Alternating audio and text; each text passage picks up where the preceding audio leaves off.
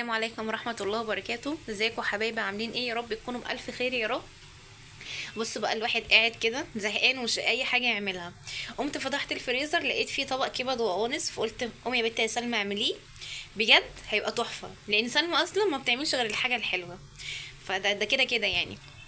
فقمت بقى نضفت الكبد والقوانص، وقمت عملتها وشوحتها ببصلايه وفلفل. بجد مفيش احلى من كده. الاكل اللي بيجي كده، اللي هو يعني من غير ما انتوا تكونوا مجهزين له وقايمين كده وانتوا حابين انكم تعملوا اكل حلوه، بجد ده بيطلع احلى من اي حاجه. وكفايه طبعا هو من ايدي طبعا، فبجد تسلم ايدي.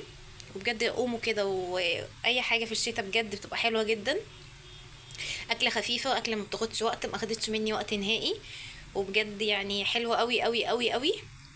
وتجربوها بالطريقه دي بجد هتعجبكم جدا. وما تنسوش بقى تعملوا لايك وشير وسبسكرايب في القناه، وتشجعوني ان انا اعمل فيديوهات كتير قوي عشان ارجع لكم كده بحماس حلو. وان شاء الله تلاقوا مني فيديوهات حلوه الفتره الجايه. وما تنسوش بقى تعملوا لي كومنت حلو.